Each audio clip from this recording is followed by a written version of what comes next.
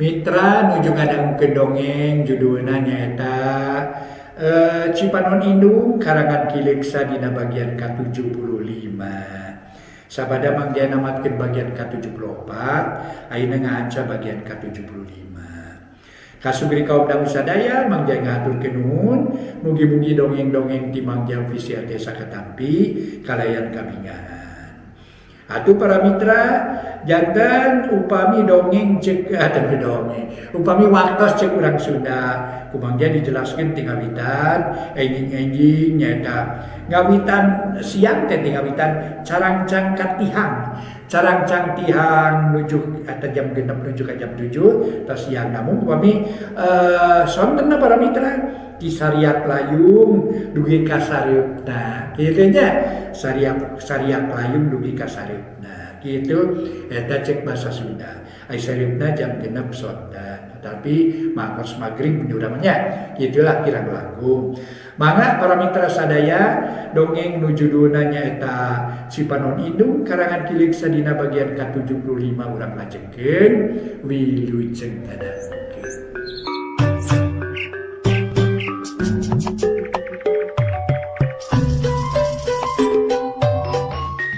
Para mitra anu mulia, wilujeng tepang dangu deui sareng acara matuh dongeng enteng.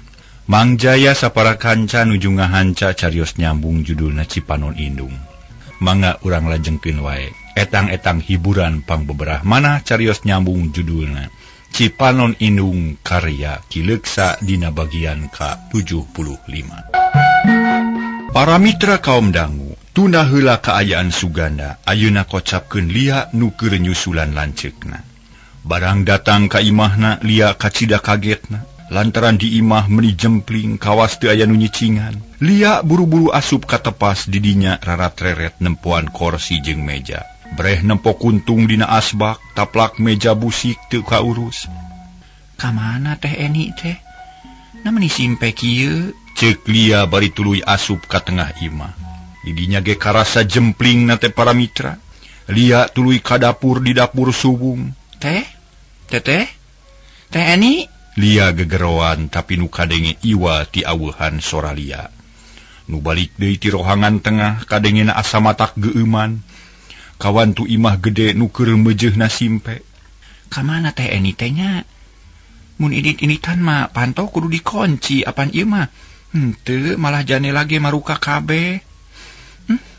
Kamana atuh? Bet gagabah teuing. Kumaha mun aya bangsat? Cek Lia bari tuluy neangan lanceukna bari hatena deg-degan. Barang asup ka kamar Eni, Lia manggih surat nu ngagolera dina luhureun bantal. Teu make amplop-amplop acan kawas nu rusuh. Aksarana galede atu eces pisan babari dibaca, kop kuliah dicokot harita keneh tuluy diilo. Kuring init ninggalkeun imah, ulah diteangan. Harapan kuring geus beak, sakabeh perjuangan geus gagal. Di imah, di kantor, jeung di mana wae. Geus teu aya jalma nu bisa dipercaya, malah hiji-hijina jalma nu dipake gunung panangeuhan.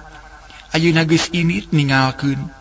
Badan eueuh gunana, hirup teu puguh tujuan, taya bedana jeung hiji kalangkang.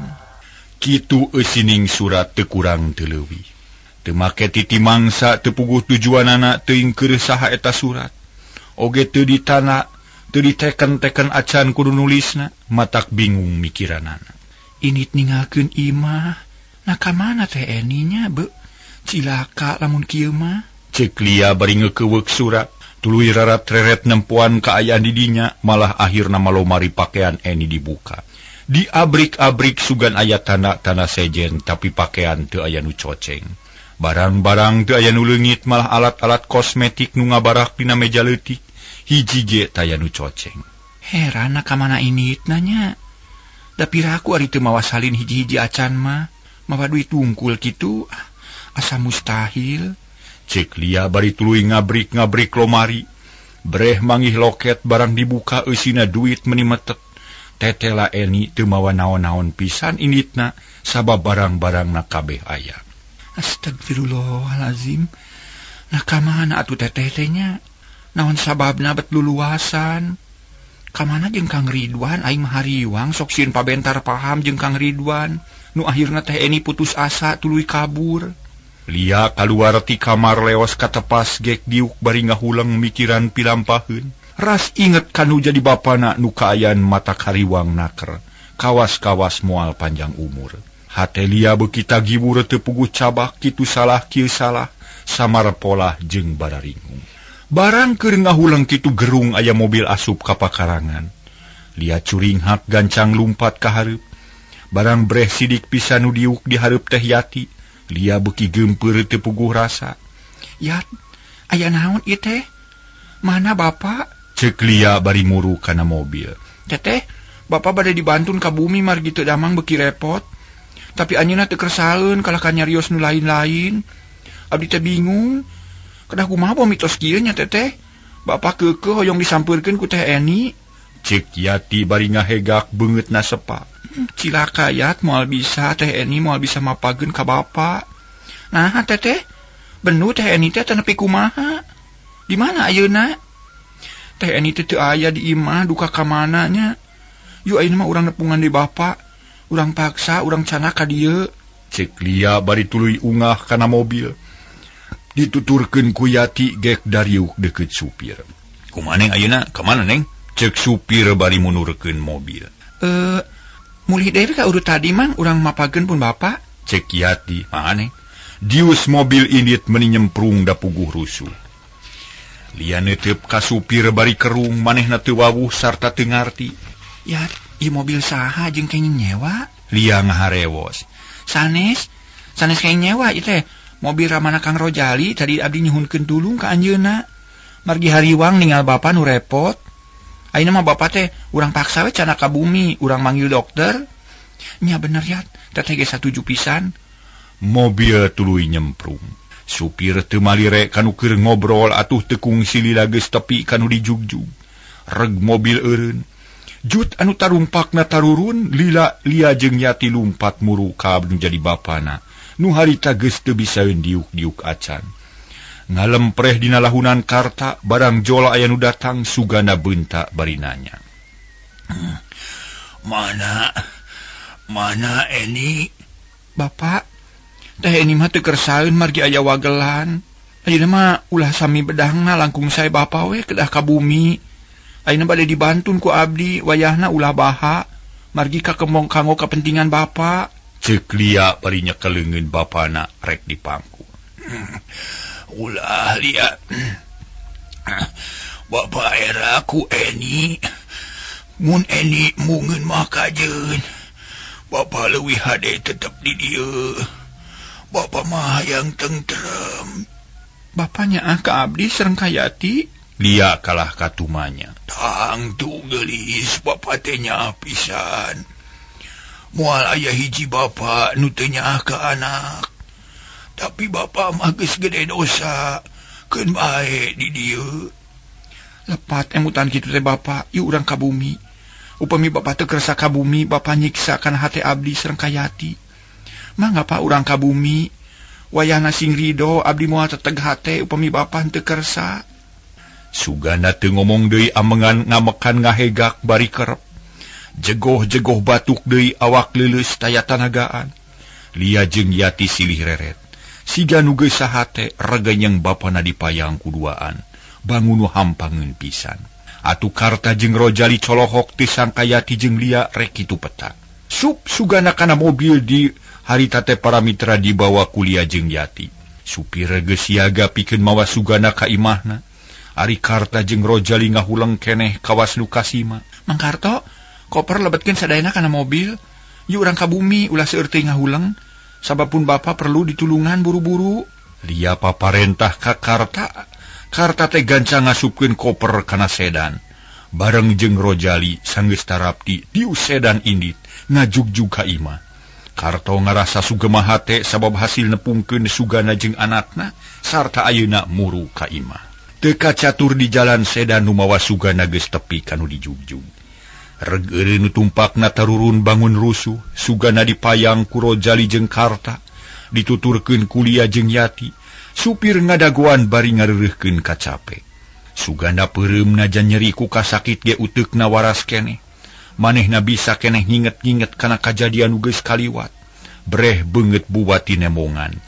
Kumalangkang dina kongkolak matana kawas nu ngahaja ngalelewaan. Atuh hate Suganda beuki karasa nyerina, nyeri ku kasalahan sorangan asa nyiksa kana batin. Ya Allah, ya Robi, kedah kumaha atuh abdi teh Gusti. Teu kiat ari kieu-kieu teuing mah. Ceuk hate Suganda bari ti peperket nahan ka nyeri. Dada meni asa digencet ku batu segede leuit, eungap kabina-bina. Ari dipake batu karasa peureus pating jeleti. Harita Suganda dipayang dibawa ka kamar Yati. Goledag harita digolerkeun dina kasur. Suganda rek hudang sabab mung disarekeun di dinya. Tapi ku Yati jeung kuliah dipaksa, kudu cicing atuh Suganda ukur humarurung. Yati, Via, kamana ari Eni? Mana Eni? Sabar Pak, abdi bade manggil heula dokter. Ceuk Lia bari terus kaluar ti kamar. Di luar tepung jeung Rojali nu keur diuk dina kursi ditepas. Teteh bade ka mana? Ceuk Rojali bari jung nangtung.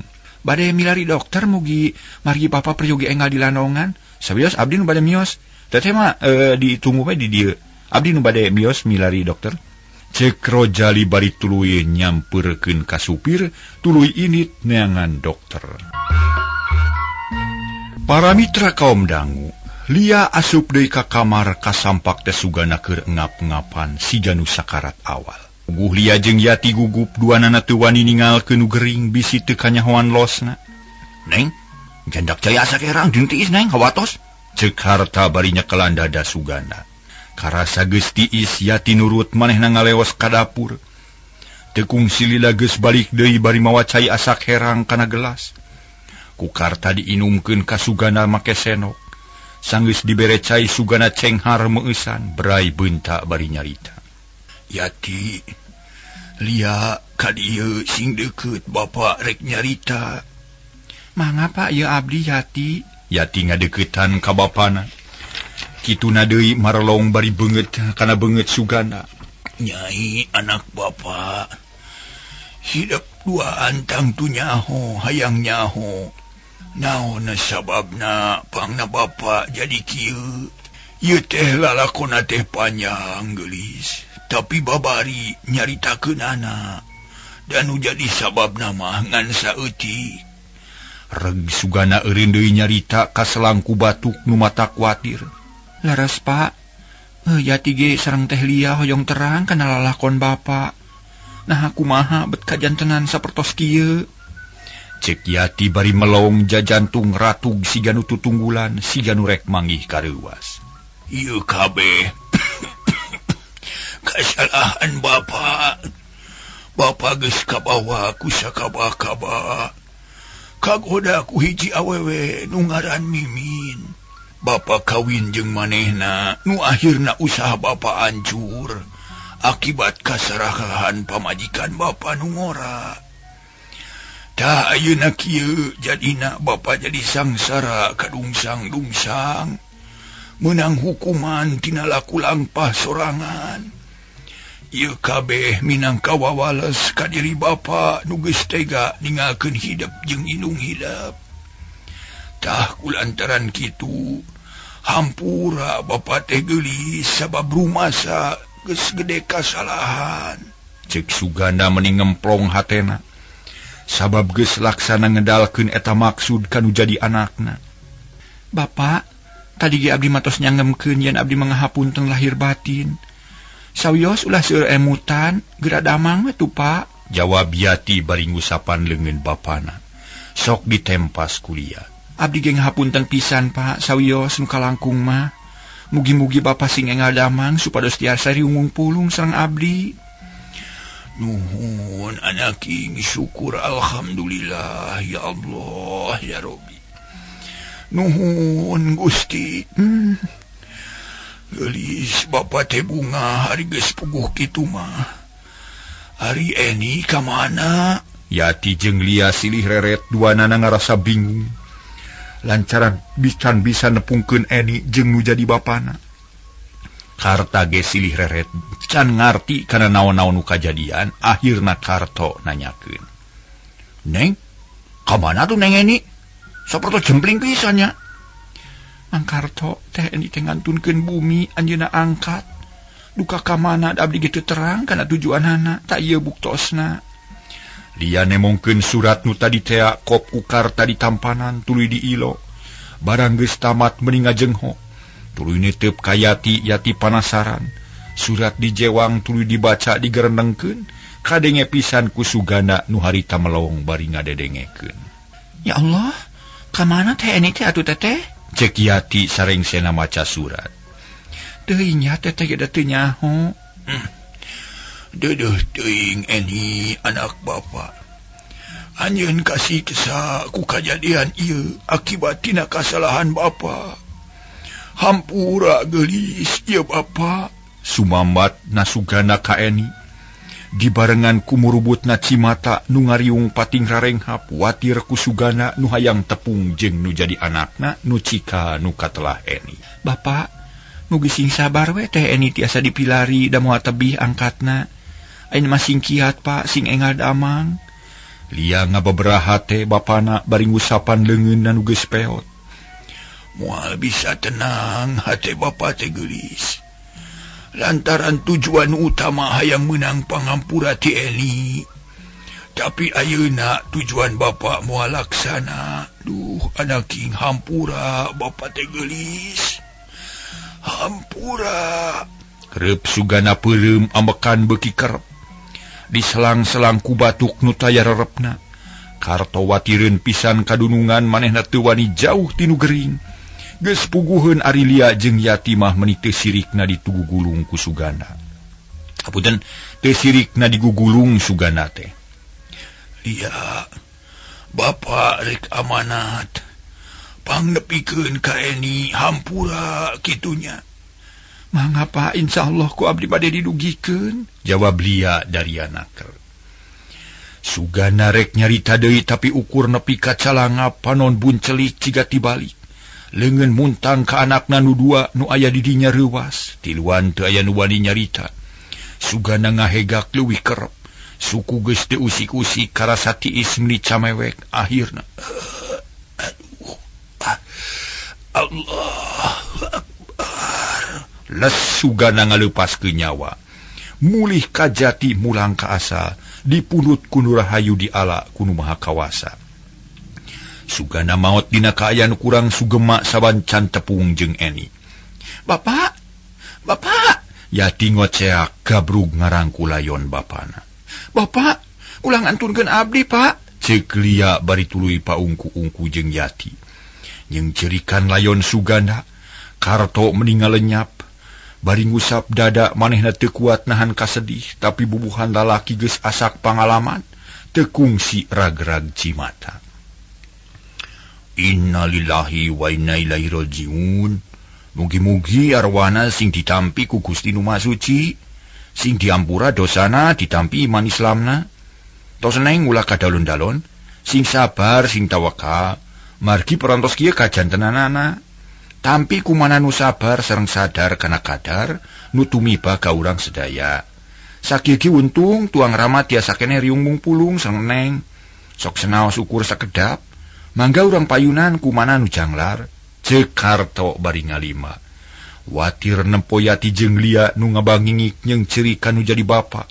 Sanggeus ngadenge omongan Karto kitu duanana cengkat bari nyusutan Cimata. Aramitra kaum dangu harita Lia tuluy nyarita. "Mang Karto, kedah kumaha atuh Bang abdi teh? Nabet kaniaya teuing kakalage patepang jeung nu jadi bapa. Kedah papisah deui." Ceuk Lia kawas nu can rido narima kajadian kitu. Ari Yati inghak-inghakan ceurik hatena peurih asa digerihan ku hinis. Lain peurih ku ditinggalkeun maot tapi ada asa dosa ku ucap-ucapan sorangan. Nu kungsinya campah ka bapana basa nyarita di hareupeun warung Darta. "Oh Neng, ayeuna mah ento aya nu tiasa dilepatkeun margi kenyataan tos janten putusan. Mangga urang pulasara ye layon margi kewajiban urang kanggo ngurusna. Upami Neng leres-leres ngangken kanu janten lama, ku jalan mulasara oge kelintang saena. Untuk kedalit mana? Untuk kedah ngalepatkeun kasasahan dan tos kieu kejantena. Sing sabar we Neng, sing sabar. Nuhun Mang dan nya kitu. Tapi kuring haneueul. Nah atuh ti kapungkur dengan wartosan ka abdi ari geus kieu kumaha? Waduh, Mang wartosan ti kapungkur nanging ku Neng Yati ento dianggap. Kala nyusulan ka Emang, atuh sejabi ti kitu apa tuang rama kantos patepang sareng Neng Yati payun warung. Menawi teh Neng Yati diwartoskeun atuh ka selira. Cek Karto mung disalahkeun. Ngadengi kitu mah beuki nyeri hate Yati lantaran rumah sageus boga kasalahan nu gede pok nempas. Tos teteh ulah milari nu lepat. Margi urang sadayana lepat. Pami teteh kersa nampi kana keterangan abdi waktu di payun. Tangtos moal aya kajantenan kieu. Apan teteh manyebatkeun mustahil. Ka abdi teh teu kersa percanten kalah ka ngabebenyokeun. Bener ya teteh ge salah. Geus atuh aya urang pulah sara. Barang keur gunem catur kitu kurutak Rojali datang bareng jeung dokter. Barang geus kanyahoan yen sugana maot Rojali ngahuleng dokter colohok haneueul. Keke kumaha ieu teh betiasa kieu? Teu kiateun? Cek dokter kawas nu kasima hatena hanyelu teu kungsi ngabelaan heula kanu gering. Laras dokter, pun bapa kabujeng pupus. Margi teu damang repot pisan. Hatur nuhun kana kasumpingan dokter. Abdi ngaraos regreg upami teu kaabotan mapunten we pangmarioskeun. Nah panyawat naon nu nyiksa pun bapa teh. Cek Lia bari nunjuk kana layon. Mangga urang pariusilanya. Harita keneh dokter mariksa layon sugana kalayan apik. Disaksian ku Yati jeung Lia katut Rojali jeung Karta. Akhirna dokter mere katerangan yen sugana ngalaman gering nu kacidaripuhna lantaran aya 3 rupa panyakit parna nu ngagorogotan kana dirina. Jiga nangan tekad nu kuat nu ngabalukarkeun kuat lila geringna dan nurutkeun kaayana mah kudu geus maot ti saminggu ka tukang. Dokter, panyawat naon nu pangabotna? Cek Lia panasaran keneh. Rupina mah seurding emutan sareng kenging tekanan batin anu abot. Rupina lalakon tuang rama teu aya nu kawilang aneh nya. Cek dokter nyoba-nyoba deguh lalakon sugana nu memang sasat gering batin. Leres lalakon pun bapak teh mata ketir dokter. Nanging tos we lah teu kedah dipedar deui abdi mah teu kiat nyebatkeunana. Sae kitu ge sing sabar tawakal we. Mangga atuh permios. Sanggeus rengse dokter amitan dijajabkeun deui ku Rojali kana mobil. Ari Karta harita keneh ngatur-ngatur pilampaheun pikeun mulasara layon sugana. Tatangan nu deukeut di bejaan kitu deui para pangurus di wewengkon eta. Heuleut sawatara waktu di imah geus loba sema. Jalma-jalma juljo daratang ngalayan nu maot. Malah Payuda jeung Busu Hamige di bejaan harita milu kumpul di dinya. Dipikolot ku Yati jeung Lia saterusna layon sugana di pulasara sakumaha mistina nurutkeun tata cara nu ilahar di dinya. Yati jeung Lia kacida sedihna lantaran Eni teu kungsi milu mulmiara, teu kungsi milu mulasara, da teu kanyahoan di mana ayana, teu bisa di bejaan. Kocapkeun isukna para mitra di imah karasa beuki ti iseun Yati teu sakola, Lia teu kuliah. Perbawana hoream jeung lalungse da puguh masih keneh diriung ku kabingung, dikuriling ku kasedih, ditambah-tambah ku kasusah. Harita kira-kira jam 8 isuk-isuk, Yati jeung Lia dariuk ditepas, ari Karto keur nguprak di dapur. Harita teh popolah sakumaha mistina. Teh Lia, kedah kumaha tu urang ayeuna? Nah bade cicing bae. Teh ini kedah dipilari margi buruk-buruk papan jati. Saya awon dulur sorangan. Cek Yati ngamimitian cumarita manehna inget kalancek anu cikal. Bener ya teteh ge inget ka Eni. Mana temen nyeri batina lantaran kasusah jeung kabingung numpuk di anjeuna. Urang teu meunang cicingeun tapi kudu ngajalankeun akal tareka. Pikeun maluruh teh Eni. Kumaha tu carana teteh? Teteh ge keur mikiran hal eta. Nah kumaha nu kawilang hade? Jawab Lia bari neuteub kaburuan. Ciptaan kumalayang kanu anggang inget ka Eni nu jadi lanceukna nu geus init ningalkeun imahna.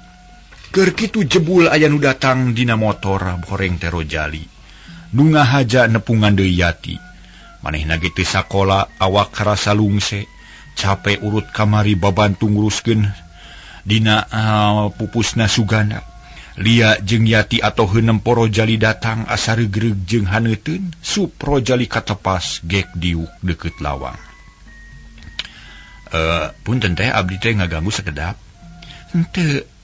Aya naon teteh mah bunga kadatangan ku Rojali teh? Kumaha ari tuang ibu daramang? Cek Lia bari marah mai hatena regreg. Mun Kang Rojali kumaha kaayaan ibu sareng apa? Alhamdulillah teu kirang sawios-wios. Kumari di dieu abdi sawongi teu tiasa monok emut we ka TNI. Margi abdi asa gaduh dosa ieu teh tos ngiring ngadirieuweuh kana manahna. Tak kumargi kitu abdi engal hoyong-hoyong kadi engal kadi teh hoyong badanten perkawis ieu. Cek Rojali daria pisan. Manehna meunang memang geus mikir urusan Eni ti imahna mula. Nuhun Kang Rojali, memang leres di dieu teh nuju bingung ku ngemutan teh Eni margi teu acan aya laratanana, teu acan aya wartos-wartosna acan. Cobi atuh tulungan kedah kumaha ieu teh nya. Dupi pamenak teh Lia kumaha? Cek Rojali kalah kananya ka Lia. Ya nuhun kana perhatosan ti Rojali, teteh teh beuki ngarasa bungah we. Kieu nu kapikir ku tetehnya nya hiji-hijina jalan iwati milarian ka unggal tempat. Tapi hal eta teh meryogikeun waktu sareng biaya nu sanes sakedik-sakedik sarta butuh tanaga nu cekap. Ayeuna mah bilih bae nya. Pilih we naha kedah di pilarian atanapi masang iklan dina koran. Dia ngajukeun pilihan. Rupina pamenak teteh sae oge. Abdi satuju upami masang iklan dina koran nanging henteu cekap ku kitu kedah aya jalan sanes. Naon jalanna teh Aji? Kieu teteh, tadi abdi tos badanten sareng pun bapa, dupi hasilna aya dua putusan. Kahiji urang kedah lapor rekan wajib, mugi-mugi polisi tiasa ngabantu kana kasesa urang. Kaduana teteh kedah usaha satekah polah kanggo nepangan Kang Ridwan. Taroskeun ka anjeunna atanapi munut bantuan kanggo milarina. Tak kitu pamendak abdi mah. Cek Rojali tegas. Manehna milu tanggung jawab kana urusan Eni. Bener pisan teteh Ayi, teteh satuju pisan. Ke nepungan Kang Ridwan mah ku teteh malah mamoal lila-lila. Ayeuna pisan sejamios ka kantorna. Ngan ka polisi bade sahanya. Sabios abdi ka polisi mah. Upami tiasa mah sareng Yati we. Nanging serat ti TNI anu kamari dicepeng ku teteh ku abdi bade dipotokopi kanggo laporkeun ka polisi. Sugan we aya gunana sareng manfaatna. Cek Rojali beuki sumanget. Sae kitu ge Ayi atuh. Nuhun ari Ayi kersa ngabantu mah. Pek atuh Yat, gerasa sadiaan teteh rek nepungan Kang Ridwan. Mangga teh, urang sami-sami berjuang we kanggo milari teh Eni. Kalayan teu panjang mikir deui para mitra. Yati jeung Lia tuluy dangdan rek ngajalankeun akal tarekah. Dina raraga maluruh Eni sanggeus tarapti Lia ini ti heula ngajugjug ka kantor Ridwan, ari Yati bebeja heula ka Mangkarta nu masih keneh nguprek di dapur. Para mitra kaum dangu, harita Yati tuluy nyarita. Mangkarto, kade ulah ka mana-mana nya? Oh mangga Neng, nenging apaan untuk acan tuang Neng teh. Ieu tuangeun tere asak sakedap deui ge sayogi. Engke we mangnya sok kesadiakeun dina meja makan. Abdi bade ka kantor polisi heula. Cek Yati bari ngaleos. Dituturkeun ku Karto nepi ka lawang dapur, reg Karto eureun di lawang, panon melong ka Rojali nu geus diuk dina motor. Sarta mesin geus dihirupan celak Yati kana sadel, muntang kana cangkeng Rojali dius ini. Ku Karto diteuteub nepi ka mengkona ka beulah kulon, hate Karto sok sesebelakan mun nempo Rojali teh. Rusras inget ka jaman nu geus kaliwat, inget ka Bisarmi, inget ka Rojali anakna. Mun geus kitu sumanget kan digawe sok kurang, kahayangna indit neangan anak jeung pamajikan. Nasaha tulisannyana pamuda teh nya? Naon sababna meuli sarimag pisan jeung anak aing? Tapi rek ngaku-ngaku teh teu wani sabab kamari geus bukti indung bapana aya ka dieu. Malah sedana ge diinjem ku Neng Yati. Kamana tu ari anak aing? Cek Karto ngomong sorangan, sup ka dapur. Rek nuluykeun hanca gawena, barang nepi ka deukeut kompor karta ngajenghok goreng tempe tutung. Aduh, keur eueuh deui teh hayo tutung. Kumaha gantianana yeuh? Ya wae keur kaweur. Cek Karto bari nyait goreng tempe tuluy diwadahan kana piring. Kocapkeun Lia harita geus tepi ka kantor Ridwan memeh ka jero mentah heula idin ti patugas penerangan. Malah tidinya sakaligus dibere tuduh pikeun ngeuna patempatan Ridwan. Sanggeus tarapti Lia asup ka jero kantor nu tingkat 2. manehna muru karohangan opat sabab Bru Ridwan didinya tugasna. Barang serong tetela Ridwan, aya didinya ngan hanjakal keur sibuk puk kepagawean. Lilarda kagokeun lia teh sieun ngaganggu kanu keur tugas. Tapi kulantaran geus kagok kapaksa nyampeurkeun. Wilujeng siang Kang Ridwan, punten abdi ngaganggu. Ceuk lia bari neuteup ka Ridwan nu keur ngagambar. Red Ridwan kagigir barang geus diuk kanu nyarita. Barang geus diuk para mitra. Barang geus sidik kanu nyarita, Ridwan mending ajenghok pok nanya, geuning lia, sareng saha ka dieu? Nuhun abdi Kang bade peryogi sakedik, nanging kitu ge upami henteu matak janten kawagelan. Abdi ka dieu sorangan Kang. Teu aya wagelan. Yuk atuh urang di ditu supados tumanina. Di dieu mah karagok di tempat damel. Ridwan nunjuk ka hiji rohangan. Didinya kosong teu dipake gawe, malah mah ngahaja disadiakeun keureureuk. Lia nuturkeun hatena ngarasa bunga aya kasempatan pikeun ngobrol jeung Ridwan. Ku jalan kitu lia gede harepan yen Eni bakal kapaluru. Punten we ngaganggu abdi teh nya. Teu sok calik lia. Ulah asa-asa da moal naon-naon di dieu mah. Ceuk Ridwan sanggeus nepi kanu dituju gek dariuk dina kursi. Kang Ridwan, naon margina kamari teu sumping karo rompok? Nah ya naon lia? Asa rareuwas teuing. Kieu Kang karebutan sareng teh Eni waktos kamari tetela buntutna panjang. Abdi sareng Yati tos hasil nepangan pun bapa. Teras dibantun karo rompok. Nanging kalintang mata kereuwasna, margi teh Eni teu aya di bumi. Anjeunna ukur ngantunkeun serat sacobir. Taina bade naroskeun ka akang naon nu kajantenan kamari teh. Ceuk lia langsung. Kana urusan poko atuh puguh Ridwan mending ngajenghok reuwas. Beungeut ngadak-ngadak jadi pias jajantungna ratu. Lia, terangkeun sadayana naon nu geus kajadian di bumi lia. Engke akang bakal ngajelaskeun naon-naon nu tos kaalaman kamari ku akang. Mangga ku abdi bade dijelaskeun kieu lalakonna teh Kang. Kalayan teu asa-asa barabat lia nyaritakeun anu geus kajadian kamari. Diterangkeun kabeh teu aya nu kaliwat, pamungkasna nemongkeun surat anu kapanggih di kamar Eni teh. Tah seratna Kang mangga we parios. Astagfirullahalazim. Nah kamana Eni teh atunya? Ridwan gugup manehna asa dosa ka Eni jeung ka adi-adina. Kop kana surat tuli di ilo. Sajongjongan mah Ridwan ngahuleng. Teu nyaho kana naon-naon nu kudu dipilampah. Pok atulia nanya deui. Kamana teh Eni nu saleresna Kang? Dupi akang uninga tanapi henteu. Naon margina dugi kajantenan kieu? Eni teh abdi teu nuju usaha satekah pola kanggo maluru teh Eni dugi ka penakna. Lia, akang teu nyangka sacongo buuk yen bakal aya kajadian kieu. Sabab kamari akang nyoba-nyoba mere penjelasan ka Eni supados robih pamadegan. Tapi sakumaha nu geus kanyahoan kuliah yen Eni teh sifatna keras, gurat batu, jeung sok hayang meunang sorangan. Akhirna sakabeh papatah akang taya nu asup. Malah kalah dimusuhan akang teh disangka nu lain-lain. Akang taak teu sanggup nembus kerasna hate Eni. Nu teuas alah batan karang. Saterusna akang minta jawaban ngeunaan hubungan akang teh, tapi Eni teu ngajawab, kalah nyarios nu lain-lain. Akhirna akang beak kasabaran. Jeung tibatan nyiksa batin sorangan akang leuwih hade papisah jeung Eni. Katurug-turug akang teh diusir, pedah mihak ka Lia jeung ka Yati. Padahal maksud akang lain rek mihak ka saurang, tapi hayang milu ngalalempeng anu keur pabaliut. Ngarah akur deui jeung dulur. Tapi akibatna kalah katamah gawat. Eni tetep dina pamadeganana. Nya akang teh akhirna mamutuskeun we. Tah kitu moal pipilueun deui kana urusan Eni. Sarta harita keneh akang balik. Tah kalalakon akang teh nu kaalaman Lia. Teu kurang teu leuwih nu mawi akang teh kacida kagetna. Aya beja kitu teh da teu nyangki rek ieu atuh jantenna. Ceuk Ridwan nerangkeun kalayan daria pisan.